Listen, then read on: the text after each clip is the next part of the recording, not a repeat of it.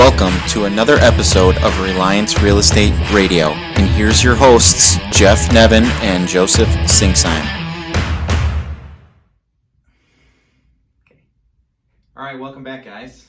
Welcome. All right, this time we're at episode 22, words that can kill a deal. Logic makes you think, emotions make you act, right? Kind of separating the logic and emotions from everything. Yeah, absolutely. I mean, there are many words that a lot of us use on a daily basis, and you may not have given them any thought to it unless explained. And that's what we're going to jump into today. Yeah, awesome. Today's episode, we're just going to dive a little bit deeper because top salespeople are successful and because they pay attention to the details. And this is something we've been working on for the last couple of years on really changing the way we act, the way we speak, our body language and everything. And I know everybody listening is a top salesperson or successful in any area of a business if you're applying it to our content that we're putting out. So let's see if we can apply these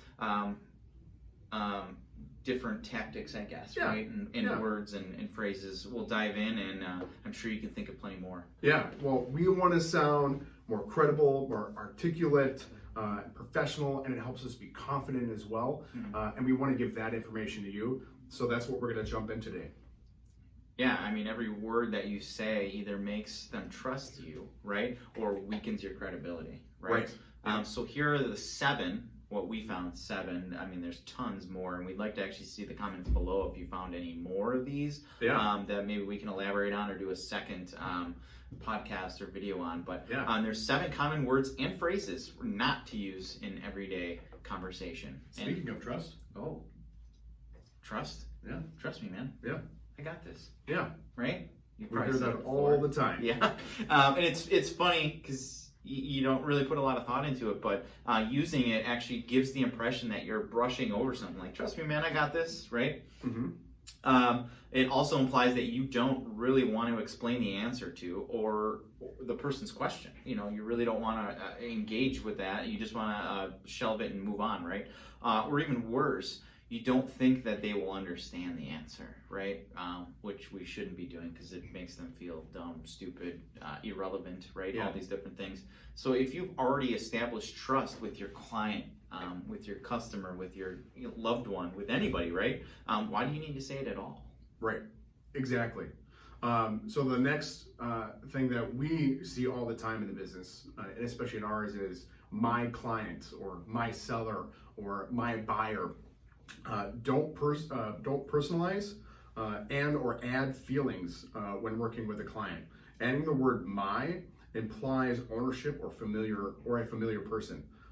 Even though you may owe your client specific duties per contract, you still are acting as a liaison between parties. So it's the client, the seller, the buyer. That makes you sound more professional when doing a transaction. Yeah, I mean, the common good of a deal depends on you, right? Depersonalizing that. You also should not talk or speak on behalf of your client. So, as Jeff implied, like using the word "my," you may know the client, right? They may be a friend, family, or whatever, but you still need to have that mind hack of it's, in this transaction, there's more than just my client, right? And that's why we're not using the word "my." Yeah, there's tons of other parties involved. Depending on, the length of the transaction. It could be several families moving or people moving. The next one is kind of broad, it's big, but you can totally understand. And if anybody has any, I'd like to see them below as well. If you could just drop them in there or shout out or comment on wherever you're consuming this. But the acronyms or industry lingo, as we call them. Yeah. And I mean, geez, here at Keller Williams, there's tons and tons of different acronyms and industry lingo that we use that can look pretty foreign, right? Yeah, let's not make the client feel stupid. Right. Think of all the awesome language that your company or your specific industry uses, and for someone on the outside that can look and sound pretty weird. Intimidating, maybe. Intimidating, weird. Like, what the heck are you guys talking about? Yeah. They're not living it every day like you are. So, I mean, they have no idea what you're talking about. Make don't make the person feel dumb, as Jeff just pointed out. It may confuse them even, and it's definitely not how we want to conduct business, where we're throwing people off, or they're not understanding something that we're talking about. They're having to research it. I mean, you're supposed to be the knowledge broker or the knowledgeable person in your area. Make them feel part of the transaction and they understand the transaction. We don't want to confuse them. And you can still use the lingo, just spell it out afterwards. Like one of the big ones that we use a lot, or you'll see a lot in real estate, is CMA. Absolutely. And if you don't know what that is, it's a current market analysis. So using it, like, we're going to provide you with a CMA, which is a current market analysis of your home, makes them feel like, well, part of the transaction at that point, because you spelled it out. You didn't stop. You didn't ask them if they knew what it meant. You just explained. Yep. Right? Exactly. Okay. And so this next one is very much like Trust me. The trust me. I got this. Yeah. It's the to be honest. Okay, so were you not honest beforehand? I hope you were. Right. But when you say, to be honest, Mr. Client, I feel like this is this, or the price should be this, it makes you come off as maybe you weren't honest beforehand. So it can put doubt. What's that? They can put doubt in your mind of, like, what was going on before this then, if you're being honest now. Exactly. Right? So with that, just be direct. And a lot of people will like it when you are direct and you're not beating around the bush. So I think removing "to be honest" out of your lingo is going to help you be more professional. Yeah, there's always a better response for that, or an actual, like, something else that could have been said other than "to be honest." Yep. To be honest with you, Jeff, I got this, trust me. Yeah. Look at that. The next one is, I think we can do that. Like, I think we can do that. Like, that doesn't make you feel very powerful or professional, or like you know what you're doing, right? Yeah. Once again, it sounds almost like some form of doubt by you're just brushing over it. Like, I think we can do that, right? I got that. Yeah. I got this. Trust me. Right. Right. So don't say something just because you're unsure of how to answer the question, or if you can do that, or if it's within your realm of actionable items that you can do, right? Giving the incorrect answer, actually is far more damaging than, just waiting to find out the correct answer. And usually in the day and age we live in, we can find that correct answer pretty quickly. Yeah.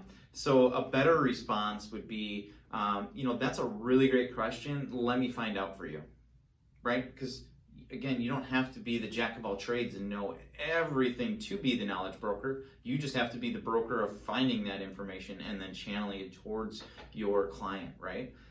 So that's a great question, Jeff. Let me find that answer for you and get back to you.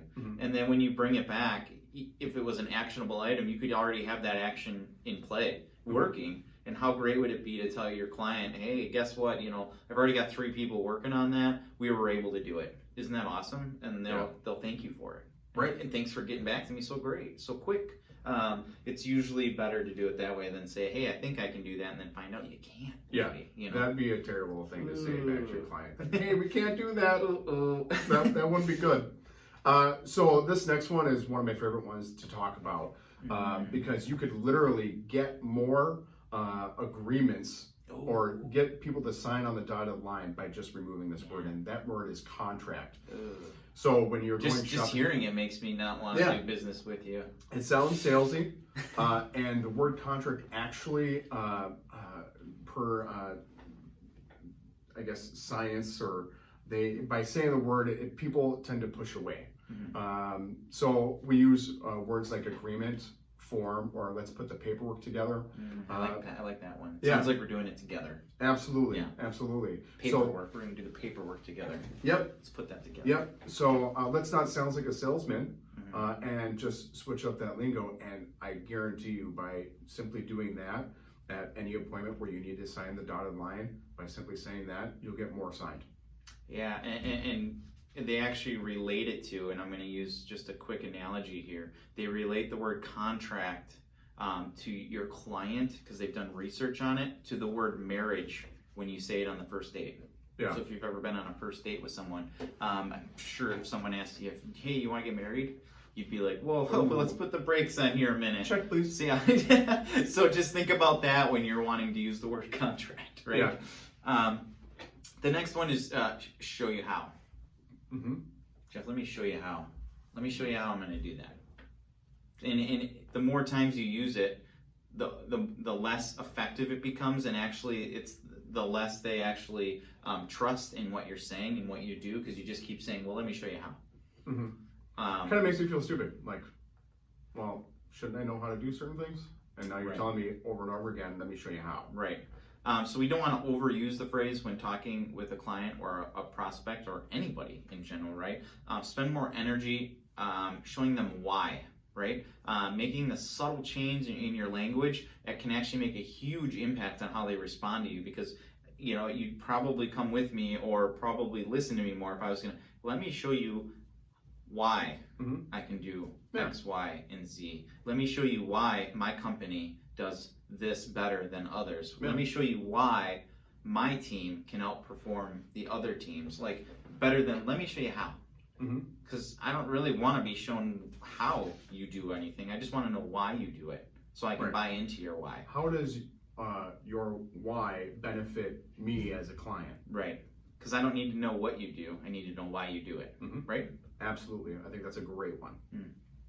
Well, moving forward, I mean, those are the 7 words, phrases that we try to eliminate from our vocabulary, just to be more professional and more articulate when talking with our clients, because we do want them to sign the dotted line, because that helps us grow our business.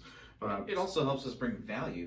I mean, that's what we're in it for, and that's our big word, right? So if we can have them feel comfortable working with us, then we can actually do what we do best, which is bring a ton of value and actually help families. Yep. And that's for what we do specifically. It might not be for your business plan or your big why, but for ours, it's really just helping the families. Yep. And for us to be able to do that, sometimes it's breaking down those sales barriers, right? Yes. Because they have the stigma about all salespeople. Yep, I totally agree. So moving forward, just be mindful of the words and phrases that you use during your transaction. I agree with that wholeheartedly. That's why we actually practice those and do script practice daily, just so we can adjust wording to break down some of those barriers, right? Absolutely. We'll continue to bring value and to impact to everything we do. We hope you guys do the same. Until next time. Until next time.